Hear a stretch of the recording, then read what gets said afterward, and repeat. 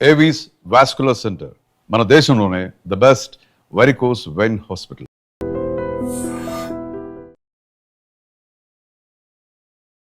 నమస్కారం, వచ్చేస్తుంది I dream. నేను మీ కీర్తి. నాతో పాటు ప్రముఖ ఆస్ట్రాలజర్ బ్రహ్మశ్రీ నందిబట్ల శ్రీహరి శర్మ గురుగారు ఉన్నారు. నమస్తే గురుగారు.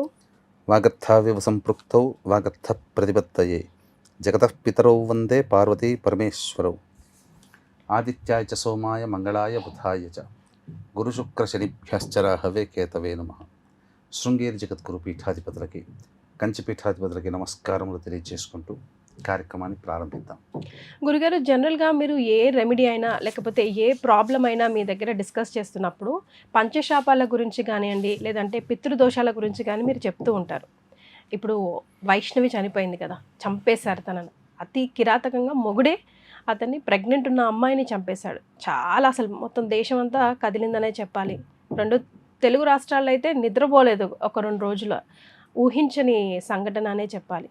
అయితే ఈ మధ్య మళ్ళీ ఏదో ఒక ఇష్యూ తన చుట్టూ తిరుగుతూనే ఉంది గురుగారు.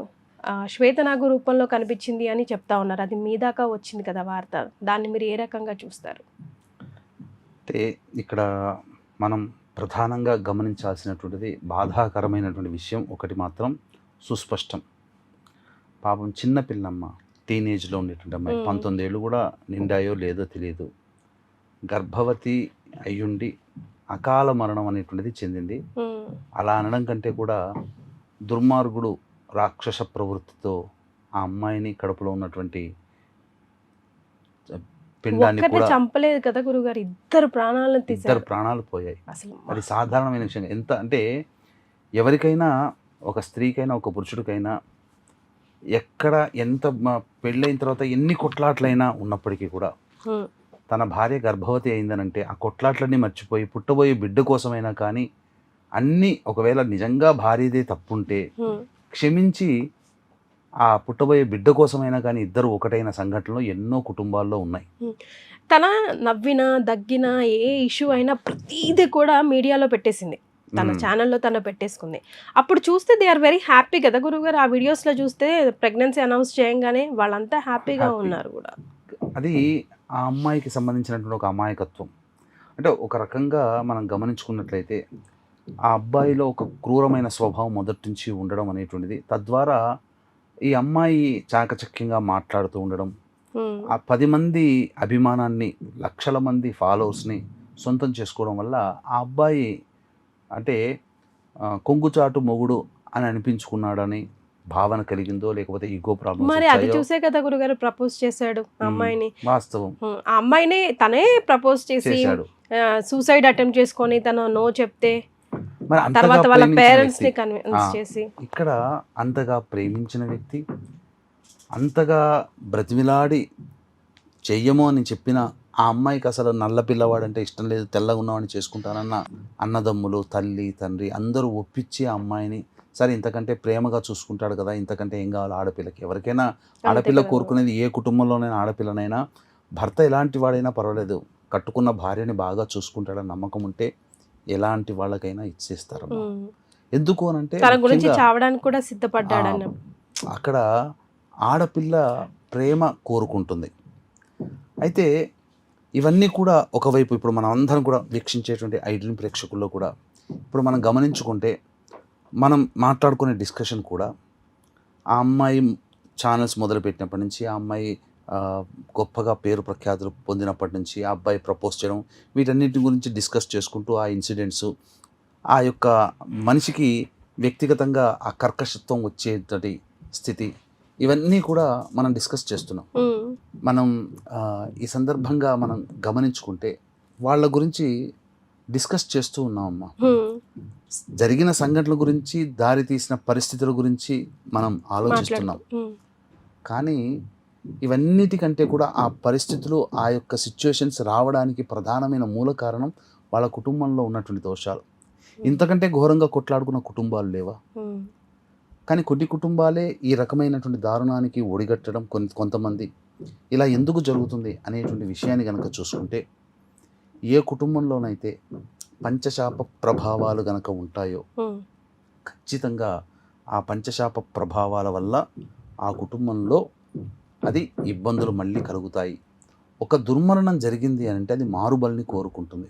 ఉమ్, ఇప్పుడు వైష్ణవి అనే అమ్మాయి గర్భవతిగా ఉండి 2 ప్రాణాలు పోయాయి. ఉమ్, కానీ అంతకంటే ముందు వాళ్ళ ఇంట్లో అనగా ఆ హరిబాబు భర్త యొక్క తండ్రిని సొంత తల్లే అంటే కట్టుకున్న భార్యే చంపింది అని ఒక ఉపప్రద వచ్చింది. అవునా గురుగారు? ఆ, అబ్బా, కానీ లేదా చరిత్ర ఉన్న చిన్న ఫ్యామిలీ అయితే. లేదా చిన్నప్పుడే చనిపోయాడు తండ్రి, హరిబాబు తండ్రి. ఏది ఏమైనప్పటికీ కూడా అది దుర్మరణమే. ఉమ్, దానివల్ల ఒక దుర్మరణం కలిగినప్పుడు దానికి పరిహారం ఉపసంహారం కనుక చేయకపోతే మళ్ళీ అది మారుబలిని కోరుకుంటుంది.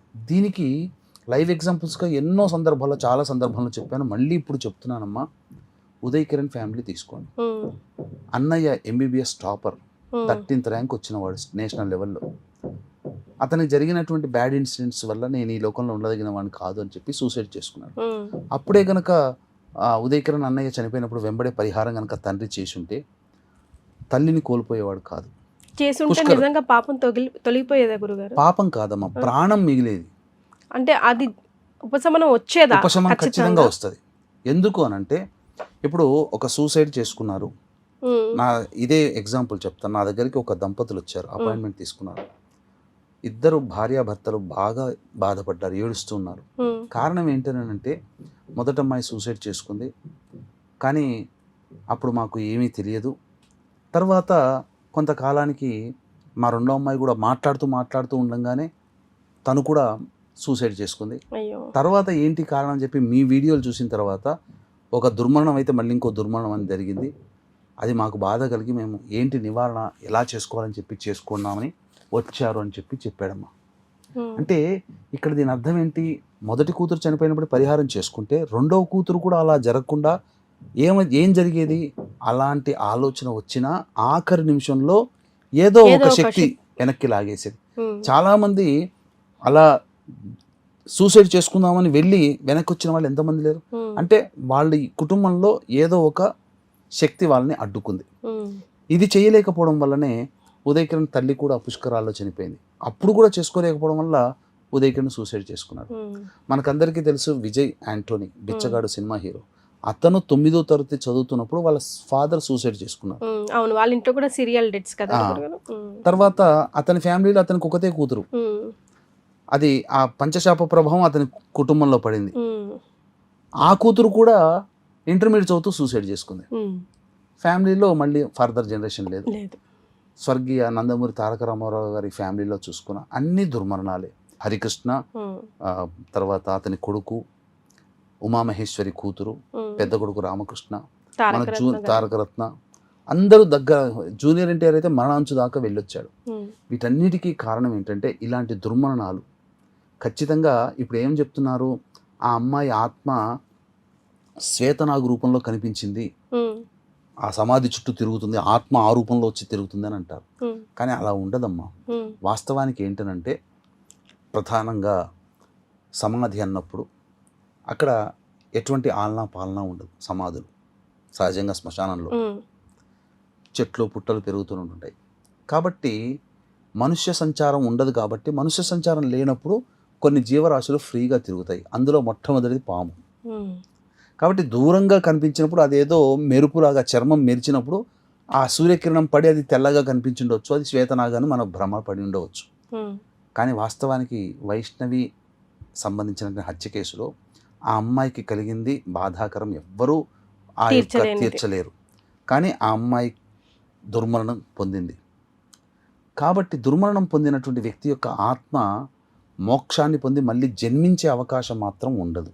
ఓ, ఎప్పుడు జన్మించే అవకాశం ఉంటుంది అనంటే మళ్ళీ ఆ యొక్క దుర్మరణం పాలైన వ్యక్తి యొక్క ఆత్మ కోసమై ఈ యొక్క పంచశాప నివృత్తి కనుక జరిపించుకున్న తర్వాత మళ్ళీ జన్మ ఎత్తడానికి అవకాశం ఉంటుంది. ఉమ్, కాబట్టి ఇలా చిక్కుకుపోయినటువంటి ఆత్మల ప్రభావం వల్ల కుటుంబంలో అనేక రకాల సమస్యలు వస్తుంటాయనే దృష్టితోనే 2013 నుంచి మన పీఠం ఆధ్వర్యంలో పంచశాప నివృత్తి పూజల హోమాలు ప్రతి నెల చేయిస్తున్నాం.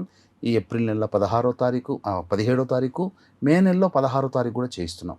ఉమ్, కాబట్టి ఇక్కడ గమనించంటే ప్రతి నెల ఒక పుణ్యతిథి రోజున ఈ యొక్క పంచశాప నివృత్తి పూజలు హోమాలు చేయించడం జరుగుతుంది. ప్రత్యక్షంగా పరోక్షంగా కూడా పాల్గొనవచ్చు. రాని వాళ్ళ కోసం బ్రాహ్మణుని కర్తగా పెట్టి చేయించడం జరుగుతుంది. ఉమ్, అంటే ఈ పంచశాప ప్రభావాల వల్ల మనిషికి కలిగే నష్టం ఏంటంటే అన్నీ దగ్గర దాకా వచ్చి వెనక్కి వెళ్ళిపోతాయి.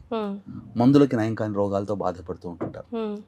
ఇప్పుడు గుప్త రోగాలు అని చెప్పి ఇప్పుడు మీకు గమనించుకున్నట్లయితే ఈ మధ్య హెచ్ఐవి సోకిన వాళ్ళు పెళ్లి చేసుకుంటే ఎంగేజ్మెంటే కాదన్నారు తెలిసిన తర్వాత అని చెప్పి వాళ్ళు డైరెక్ట్గా వచ్చి చేసుకోవట్లేదు, క్యాన్సిల్ చేసుకున్నారని కోపంతో వచ్చి ఇంజెక్షన్స్ ఇచ్చిపోతున్నారు.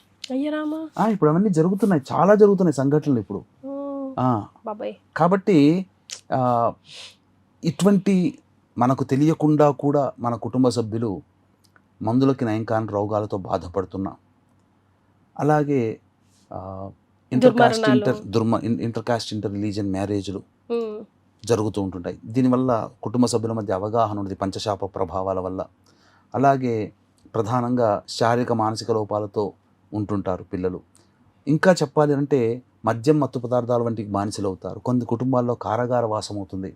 కొన్ని కుటుంబాల్లో ఇంట్లో గోడలు క్రాక్స్ వస్తుంటాయి, బొద్దింకలు జిల్ల పురుగుల బెడద ఎక్కువగా ఉంటుంది. ఎన్ని పూజలు చేసినా ఆ పూజా ఫలితం దక్కకుండా ప్రతీదీ కూడా నరకాన్ని అనుభవిస్తుంటారు. అన్ని అవకాశాలు దగ్గర దాకా వచ్చి వెనక్కి వెళ్ళిపోతున్నాయి. పిల్లలకి పెళ్ళిళ్ళు కావు, పెళ్ళిళ్ళైనా దాంపత్యాలు ఉండవు, 1, 2, 3 డైవర్సులు, సంతానం కలగని వాళ్ళు.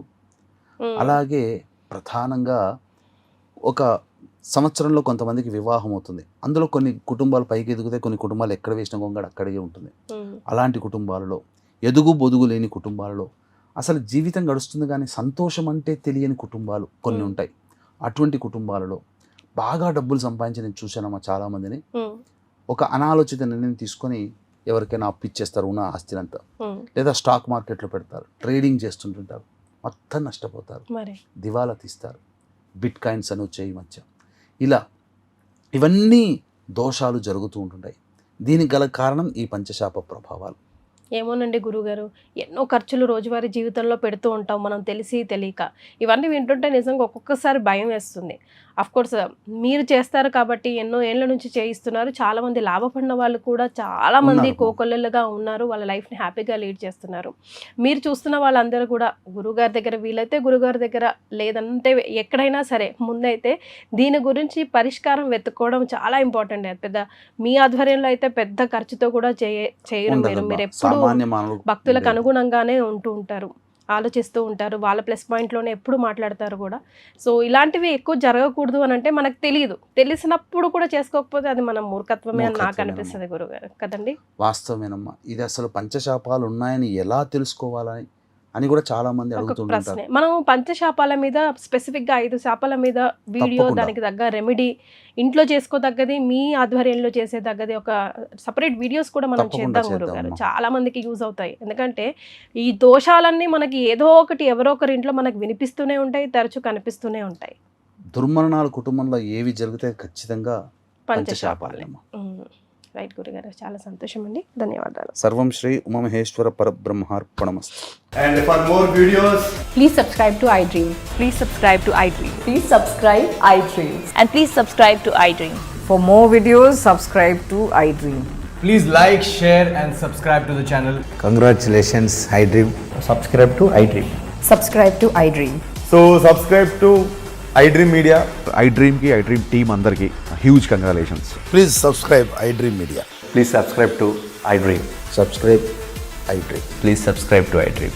iDream అంటే నా కళల ఛానల్ను సబ్స్క్రైబ్ చేసుకున్న నోరు తిరుగుతలేదు, మీరైతే గంట గుర్తు కొట్టండి. For more such videos, please subscribe to iDream.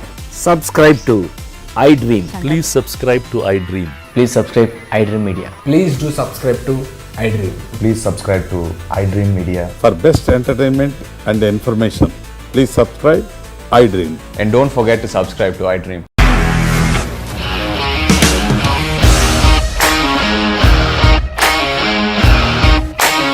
ఇండస్ట్రీలో కమిట్మెంట్ ఇష్యూస్ వస్తే నీకు కూడా వచ్చినట్టు మార్నింగ్ తీసుకెళ్ళారంటే కొట్టి పడేశారు.